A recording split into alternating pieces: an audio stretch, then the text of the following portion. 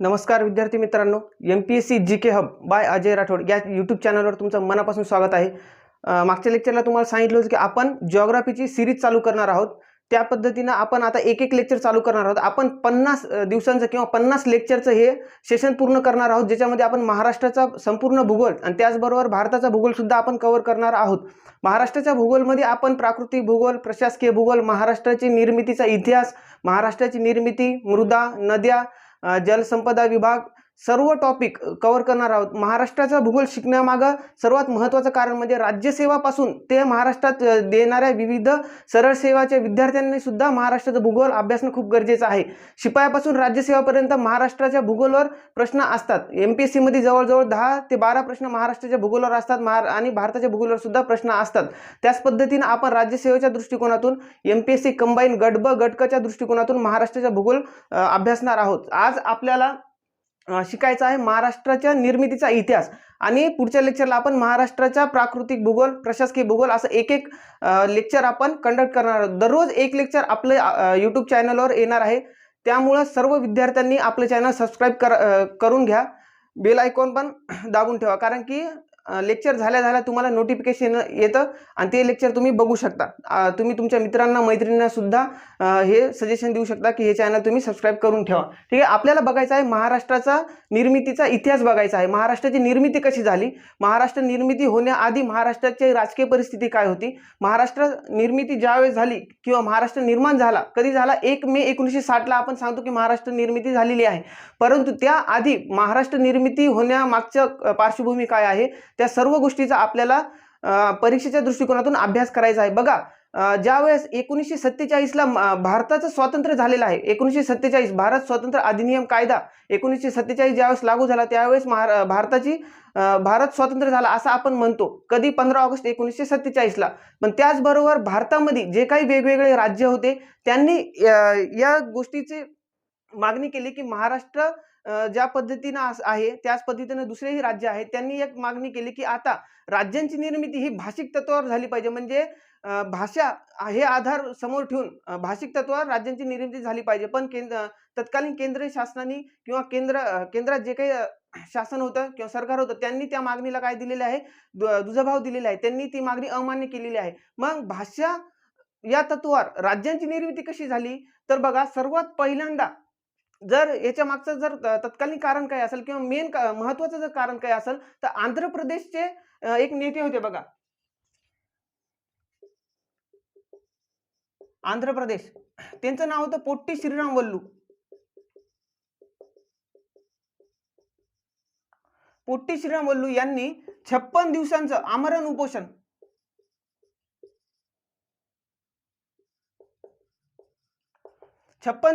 त्यांनी उपोषण केलं होतं। कशासाठी, की भाषिक तत्वावर आंध्र प्रदेश राज्याची निर्मिती व्हावी यासाठी उपोषण केलं आणि 56व्या दिवशी त्यांचा काय झालेला आहे, निधन झालेलं आहे।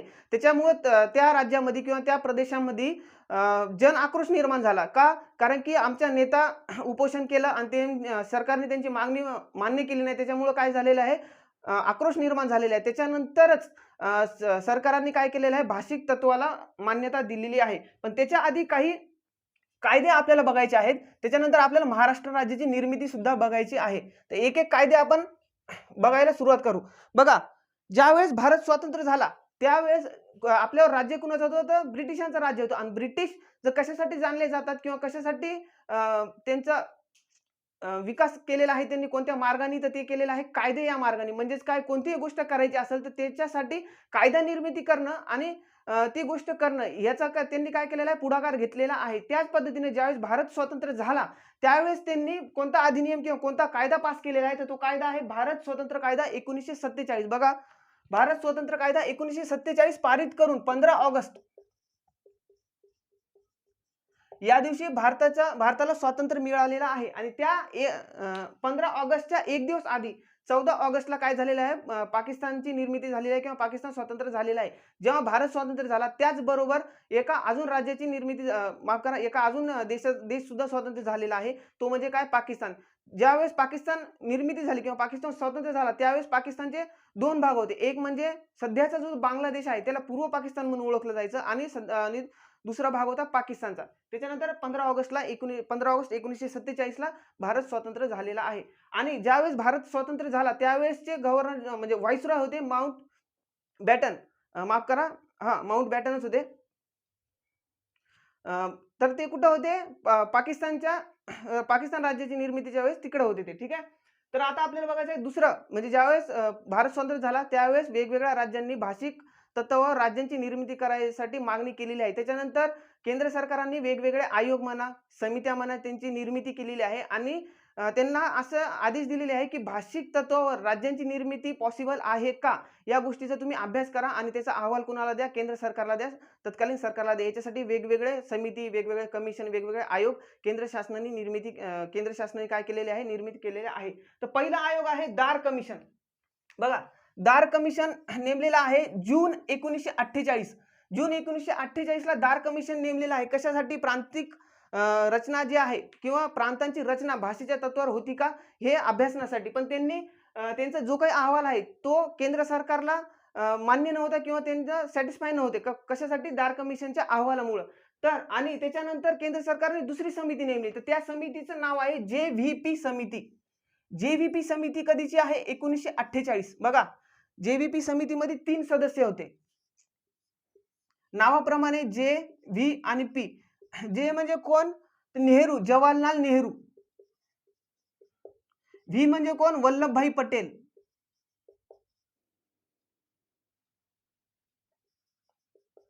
वल्लभभाई पटेल. आणि पी म्हणजे कोण? माफ करा,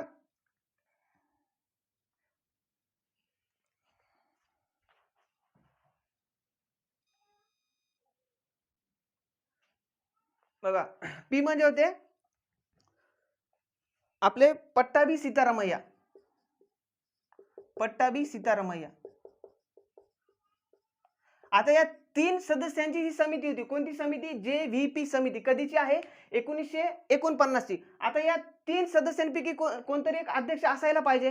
तर तुम्ही या प्रश्नाचं उत्तर द्या की JVP समितीचे अध्यक्ष कोण? कमेंटमध्ये तुम्ही आन्सर देऊ शकता. जर तुम्हाला आन्सर माहित नसेल तर नेक्स्ट लेक्चरला स्टार्टिंगला तुम्हाला याचा आन्सर देतो मी. ठीक आहे. बघा, त्याच्यानंतरचा आयोग होता राज्य पुनर्रचना आयोग. कधीचा आहे? 10 ऑक्टोबर 1953.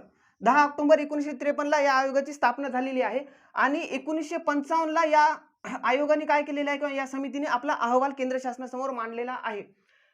या आयोगाला राज्य पुनर्रचना आयोग म्हणतातच, पण त्याच्या सोबतच या आयोगाला अजून एक नाव आहे, ते म्हणजे डॉक्टर फाजल अली आयोग. डॉक्टर फाजल अली आयोग. फाजल अली आयोग सुद्धा म्हणतात. राज्य पुनर्रचना आयोगाचे अध्यक्ष कोणते? डॉक्टर फाजल अली हे अध्यक्ष होते.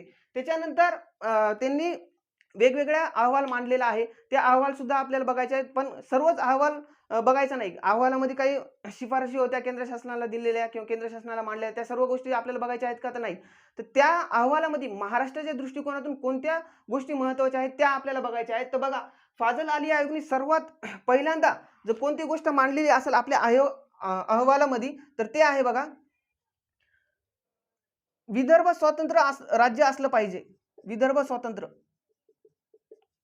म्हणजे यांनी सुद्धा काय केलेलं आहे? भाषावर प्रांत रचनेला काय दिलेलं आहे? मान्यता दिलेली नाही. भाषावर प्रांत रचनेला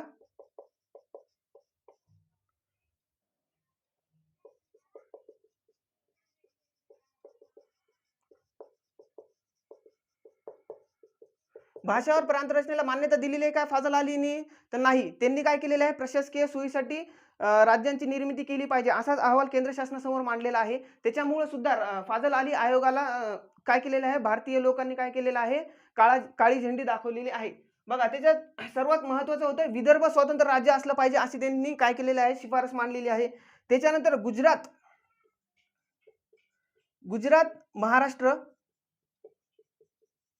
कशासह? महाराष्ट्र कशासह? मुंबईसह महाराष्ट्र. गुजरात आणि महाराष्ट्राची काय करायची? एकत्र निर्मिती करायची. आणि त्याचबरोबर मराठवाडा. बघा, यांनी काय केलेलं आहे? सर्वात महत्त्वाची शिफारस केलेली आहे. गुजरात, मुंबईसह महाराष्ट्र आणि मराठवाड्याचा प्रदेश एकत्र करून राज्याची निर्मिती करा असा त्यांनी केंद्र शासनाला काय केलेला आहे? अहवाल सादर केलेला आहे. बघा, तेव्हाचा मराठवाडा म्हणजेच काय? हैदराबादचा जो काही प्रदेश आहे, हैदराबादच्या प्रदेशामध्ये, निजामाच्या प्रदेशामध्ये मराठवाड्याचा प्रदेशाचा सहभाग तेव्हा राहायचा, म्हणजे तेव्हा होता. पण जेव्हा हैदराबाद मुक्ती संग्रामानंतर मराठवाडा जेव्हा वेगळा झाला तेव्हा मराठवाड्यामध्ये आता आपण बघतो की 8 वेगवेगळे जिल्हे आहेत. कोणते? औरंगाबाद, जालना, परभणी, हिंगोली, नांदेड, लातूर, उस्मानाबाद आणि बीड. पण तेव्हा फक्त 5च जिल्हे होते. मराठवाड्यामध्ये तेव्हा फक्त 5च जिल्हे होते. कोणते कोणते होते? औरंगाबाद होता. औरंगाबाद, त्याच्यानंतर परभणी, नांदेड, उस्मानाबाद आणि बीड हे 5 जिल्हे. नंतर जालना, हिंगोली आणि लातूरची निर्मिती नंतर झालेली आहे. कधी? महाराष्ट्र निर्मितीच्या नंतर मराठवाड्याचे वेगवेगळ्या जिल्ह्यांमधून वेगवेगळ्या जिल्ह्यांची निर्मिती झालेली आहे. त्या गोष्टी आपल्याला पुढच्या लेक्चरमध्ये बघायच्या आहेत. बघा, त्याच्यानंतर भाषेवर प्रांतरचनेला त्यांनी मान्यता दिलेली नाही. एवढ्या गोष्टी आपल्या महाराष्ट्राच्या दृष्टिकोनातून महत्त्वाच्या आहेत. त्याच्यानंतर आहे द्विभाषिक मुंबई राज्याची निर्मिती. बघा, द्विभाषिक मुंबई राज्याची निर्मिती कधीची आहे? द्विभाषिक मुंबई राज्याची निर्मिती आहे 1 नोव्हेंबर 1956 ते 1960 पर्यंत द्विभाषिक राज्याची निर्मिती आपण म्हणतो. म्हणजेच काय? 1 नोव्हेंबरला द्विभाषिक राज्याची निर्मिती झालेली आहे. गुजरात, सौराष्ट्र आणि महाराष्ट्र, मुंबईसह महाराष्ट्र एवढा सर्व प्रदेश तेव्हा द्विभाषिक मुंबई राज्य म्हणून काय करायचा? ओळखला जायचा. आणि द्विभाषिक मुंबई राज्याचे पहिले मुख्यमंत्री कोण? जर असा प्रश्न आला, असा प्रश्न सरळ सेवेला विचारला जातो. वन लाईन क्वेश्चन असतो. द्विभाषिक मुंबई राज्याचे पहिले मुख्यमंत्री कोण? किंवा महाराष्ट्र राज्याचे पहिले मुख्यमंत्री कोण? असे सरळ सेवेला प्रश्न असतात. किंवा जर कंबाईनला जर प्रश्न आला तर 3-4 स्टेटमेंट देतील. त्याच्यामध्ये एखादं स्टेटमेंट असं असू शकतं की द्विभाषिक मुंबई राज्याचे पहिले मुख्यमंत्री कोण? तर पहिले मुख्यमंत्री आहेत बाळासाहेब खेर.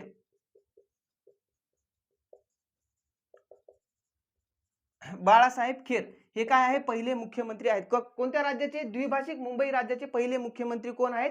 तर बाळासाहेब खेर हे पहिले मुख्यमंत्री आहेत. आणि महाराष्ट्र राज्याचे पहिले मुख्यमंत्री कोण? तर यशवंतराव चव्हाण. ठीक आहे.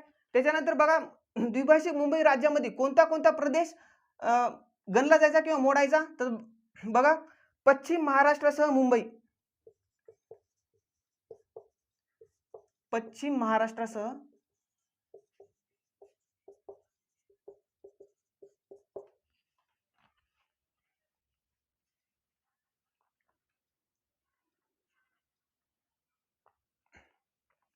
पश्चिम महाराष्ट्रासह मुंबई द्विभाषिक प्रदेशाचा किंवा द्विभाषिक मुंबई राज्याचा एक भाग होता. त्याच्यानंतर बघा, त्याच्यानंतर आहे विदर्भ, विदर्भ आणि त्याच्यानंतर आहे मराठवाडा आणि त्याच्यानंतर आहे गुजरात आणि सौराष्ट्र, गुजरात प्लस सौराष्ट्र.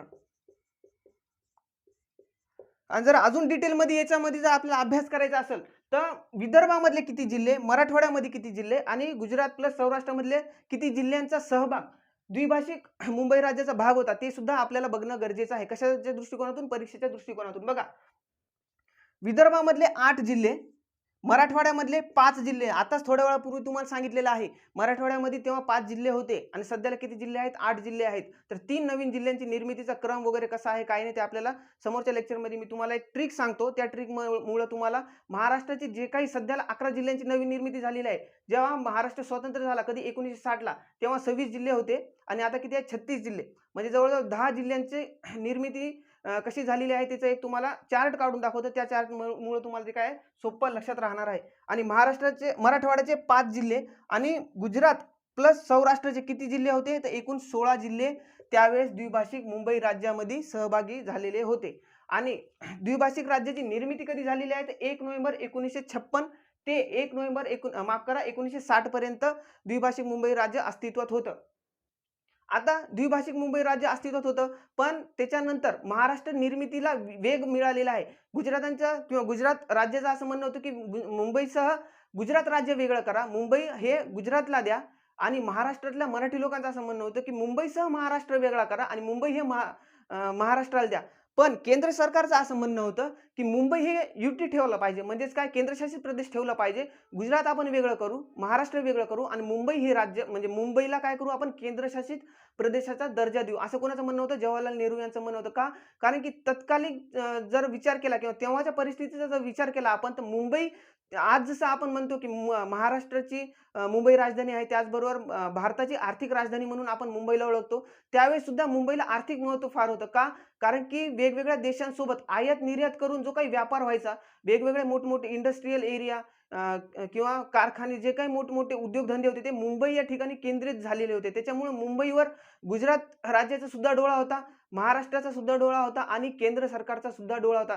केंद्र सरकारचं असं सरळ-सरळ म्हणणं होतं, की मुंबईला केंद्रशासित प्रदेशाचा दर्जा देऊन सरळ-सरळ मुंबई हे केंद्राच्या नियंत्रणात आणलं पाहिजे. परंतु बघा महाराष्ट्रातल्या लोकांनी काय केलेलं आहे, आंदोलन उभे केलेले आहेत, उपोषण केलेले आहेत किंवा त्यांच्यावर लाठीचार्ज सुद्धा झालेले आहेत, गोळीबार झालेले आहेत. तर तेव्हा महाराष्ट्रामधल्या लोकांचे जवळ-जवळ 106 हुतात्मे झालेले आहेत.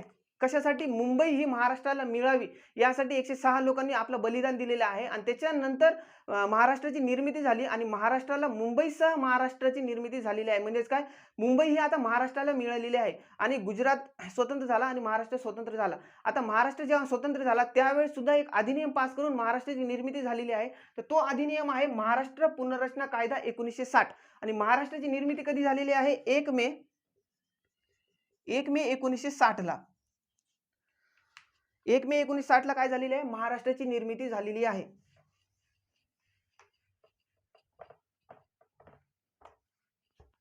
चला आता आपण महाराष्ट्राच्या निर्मितीपर्यंत आलेलो आहोत.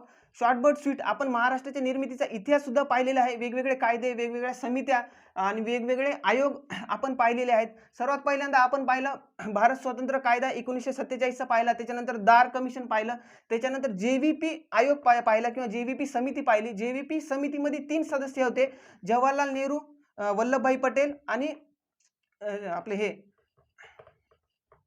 एक मिनिट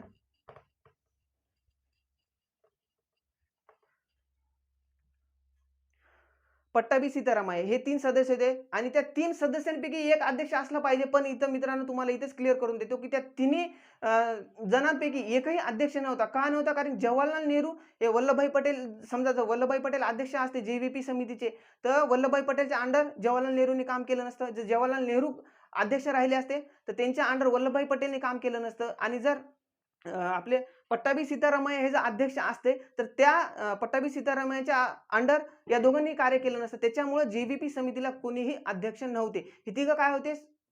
एका पातळीवर राहून त्यांनी काम केलेलं आहे. म्हणजेच काय, तिघही सदस्य होते. त्याच्यानंतर आपल्याला बघायचं आहे महाराष्ट्र राज्याची निर्मिती. कायदा कधीचा आहे? कायदा आहे 1960. बघा, प्रत्येक निर्मिती किंवा प्रत्येक राज्याच्या निर्मिती करण्यासाठी वेगवेगळे कायदे आहेत. ठीक आहे, ते आता आपल्याला एक एक कायदे ज्यावेळेस आपण भारताचा भूगोल शिकू त्यावेळेस सुद्धा आपल्याला वेगवेगळे कायदे बघायचे आहेत. बघा, महाराष्ट्र निर्मितीचा कायदा कोणता आहे? महाराष्ट्र पुनर्रचना कायदा कायदा म्हणा किंवा अधिनियम म्हणा, कधीचा आहे? 1960. आणि महाराष्ट्र राज्याची निर्मिती कधी झालेली आहे? तर महाराष्ट्र राज्याची निर्मिती झालेली आहे 1 मे 1960 ला. 1 मेला अजून एक दिवस असतो, तो असतो कामगार दिन म्हणून सुद्धा ओळखला जातं. महाराष्ट्र राज्याची निर्मिती कधी आहे? 1 मे 1960 ला. आणि ज्यावेळेस महाराष्ट्र राज्याची निर्मिती झाली त्यावेळेस एक कार्यक्रम झाला आणि त्या कार्यक्रमाचे अध्यक्ष कोण होते? तर त्या कार्यक्रमाचे अध्यक्ष होते धनंजय गाडगीळ.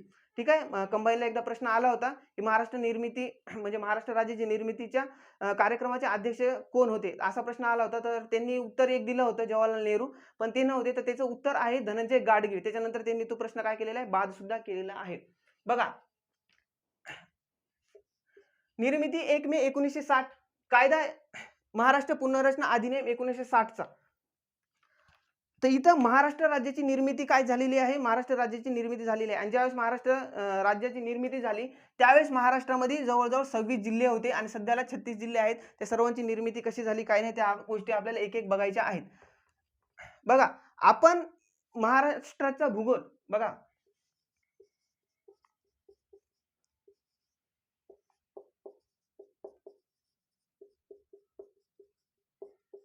महाराष्ट्राच्या भूगोलची काय करत आहोत आपण? सिरीज चालू केलेली आहे. तर जवळजवळ 50 लेक्चरची ही सिरीज असणार आहे. त्याच्यामध्ये महाराष्ट्राचा भूगोल सोबतच भारताचा भूगोल सुद्धा आपण काय करणार आहोत? कंपॅरिझन करून पूर्ण शिकणार आहोत. बघा, महाराष्ट्राचा भूगोल शिकण्यामागचं एक कारण म्हणजे आपल्या परीक्षेच्या दृष्टिकोनातून प्रत्येक पेपरला, शिपायापासून राज्यसेवेपर्यंत प्रत्येक पेपरला महाराष्ट्राच्या भूगोल प्रश्न हमखास असतात. आपल्याला 50 लेक्चरमध्ये महाराष्ट्राचा भूगोल आणि भारताचा भूगोल पूर्ण कव्हर करायचं आहे. दररोज आपलं एक लेक्चर अपलोड होणार आहे आपल्या चॅनलवर. त्याच्यामुळे आजच आपलं हे चॅनल जे आहे ते सबस्क्राईब करून घ्या. आतापर्यंत आपण महाराष्ट्राची निर्मिती या मुद्द्यापर्यंत आलेलो आहोत. कुठपर्यंत? महाराष्ट्र राज्याची निर्मिती. पुढच्या लेक्चरला आपण महाराष्ट्र राज्याच्या निर्मितीनंतर महाराष्ट्राच्या वेगवेगळे जिल्हे, वेगवेगळ्या जिल्ह्यांची निर्मिती, प्रशासकीय विभाग या सर्वांचा काय करायचा अभ्यास करायचा. बघा आता हे ऑनलाईन असल्यामुळं तुमच्याकडे एक जबाबदारी आहे किंवा तुमच्यावर एक जबाबदारी सोपवतो, की महाराष्ट्र भूगोल शिकवण्याआधी किंवा महाराष्ट्र भूगोल आपली सिरीज चालू होण्याआधी तुम्हाला 2 गोष्टी करायच्या आहेत. एक म्हणजे महाराष्ट्र राज्याचा नकाशा. महाराष्ट्र राज्याचा नकाशा पाठ करायचा आहे. पाठ म्हणजे काय करायचं आहे? बघा समजा हा महाराष्ट्राचा नकाशा आहे. तर महाराष्ट्राच्या नकाशामध्ये जर समजा प्रादेशिकचा विचार केला किंवा राजकीय नकाशाचा जर विचार केला तर आपण महाराष्ट्राच्या नकाशामध्ये आपले 36च्या 36 जिल्हे, कोणत्या जिल्ह्याच्या बाजूला कोणता जिल्हा आहे आणि कोणत्या जिल्ह्यांचा क्रम आहे वगैरे या सर्व गोष्टी तुम्हाला तुमच्या परीनं करायच्या आहेत. या गोष्टी तुम्हाला पाठच करावं लागणार आहेत. हे जर ऑफलाईन लेक्चर असतं किंवा जर तुम्ही वर्गात असते तर मी या गोष्टी विद्यार्थ्यांकडून स्वतः करून घेतो. त्याच्यामुळं तुमच्याकडे ही जबाबदारी असणार आहे की महाराष्ट्राचा नकाशा पाठ करणं. आणि दुसरी गोष्ट म्हणजे महाराष्ट्राचे जे काही मुख्यमंत्री आहेत, बघा मी तुम्हाला सांगितलं द्विभाषिक मुंबई राज्याचे पहिले मुख्यमंत्री कोण? बाळासाहेब खेर. आणि त्याच्यानंतर महाराष्ट्र राज्याचे पहिले मुख्यमंत्री कोण? यशवंतराव चव्हाण. तर सर्व मुख्यमंत्री सुद्धा पाठ करून घ्यायचे आहेत. ऑफलाईन लेक्चरमध्ये मी हे विद्यार्थ्यांकडून स्वतः करून घेतो. पण काही अडचणी असल्यामुळं काय आता ऑनलाईन असल्यामुळं तुमचा आणि माझा डायरेक्ट संबंध येत नाही. त्याच्यामुळे या गोष्टी तुम्हीच करणं मस्त आहे किंवा तुमच्यावर या जबाबदारी मी सोपवतो. बघा सर्वात पहिल्यांदा म्हणजे तुमचा होमवर्क आहे असं समजा नकाशा पाठ करणे. ज्यावेळेस आपण भारताचं शिकू त्यावेळेस तुम्हाला भारताचा पण नकाशा सुद्धा तुम्हाला पाठ करायचा आहे. म्हणजेच काय राजकीय नकाशाच्या वेळेस महाराष्ट्रासोबतच म्हणजे काय भारताचे जे काही राज्य आहेत, कोणते राज्य कोणत्या ठिकाणी आहेत यांची तुम्हाला काय केलं पाहिजे डोळ्यासमोर आले पाहिजेत. याच्यानं तुम्हाला काय होणार आहे ज्यावेळेस तुम्ही परीक्षा देणार आहात परीक्षा देणार त्यावेळेस तुम्हाला काय होणार आहे काही गोष्टी सोप्या जाणार आहेत. आता हा झाला राजकीय आणि दुसरा आहे प्राकृतिक. आता महाराष्ट्राच्या राजकीय भूगोलमध्ये किंवा नकाशामध्ये तुम्हाला 36च्या 36 जिल्हे मांडून ठेवायचे आहेत किंवा मांडायचे आहेत. याचा तुम्हाला काय करावं लागणार आहे? सराव करावा लागणार आहे. काही नाही बुक स्टोअरवर ₹2चा नकाशा मिळतो कोरा नकाशा. ते जरी 10-5 नकाशे घेऊन आले आणि प्रॅक्टिस जर केली तर तुमच्या त्या गोष्टी क्लिअर होऊन जाणार आहेत. आणि दुसरं आहे प्राकृतिक भूगोल. प्राकृतिक भूगोल करताना काय करायचं आहे? बघा सह्याद्री, त्याच्यानंतर नद्या काढायच्या. इकडं काय आहे? सातपुडा, वरती काय आहे? नर्मदा. सातपुड्याच्या खाली काय आहे? तापी. त्याच्यानंतर सातमाळा, अजिंठा. त्याच्यानंतर काय आहे? गोदावरी. गोदावरी नंतर काय आहे? हरिश्चंद्र, बालाघाट. त्याच्यानंतर काय आहे? भीमा. त्याच्यानंतर काय आहे? शंभू महादेवन. त्याच्यानंतर काय आहे? कृष्णा. या सर्व प्राकृतिक भूगोलामध्ये जेव्हा आपण शिकू त्यावेळेस सुद्धा तुम्हाला महाराष्ट्राचा नकाशा पाठ करायचा आहे. कोणत्या दृष्टिकोनातून? प्राकृतिक दृष्टिकोनातून. आय होप तुम्हाला महाराष्ट्र राज्याच्या निर्मितीचा इतिहास समजलेला असेल. पुढच्या लेक्चरला आपण माफ करा राजकीय भूगोलला सुरुवात करणार आहोत. जर तुम्ही हे चॅनल सबस्क्राईब केलेलं नसेल तर सबस्क्राईब करा. जर काही अडचणी असेल तर तुम्ही कमेंटमध्ये सुद्धा विचारू शकता. आपण 50 दिवसांचं किंवा 50 लेक्चरांचं ही सिरीज चालू करणार आहोत. त्याच्यामुळे एकही लेक्चर किंवा एकही दिवस तुम्ही मिस करू नका. जर तुमची आता मी तुम्हाला एक गोष्टीची लिंक लावून देणार आहे तर त्याच्यामुळे एकही लेक्चर तुम्ही मिस करू नका. जर तुमचं एखादं लेक्चर मिस झालं तर तुम्हाला पुढचं लेक्चर काय होणार आहे समजण्यासाठी अवघड जाणार आहे. त्याच्यामुळे तुम्ही आजच हे चॅनल सबस्क्राईब करून ठेवा. ठीक आहे. तर बाकीचा पोर्शन आपण पुढच्या लेक्चरला बघणार आहोत.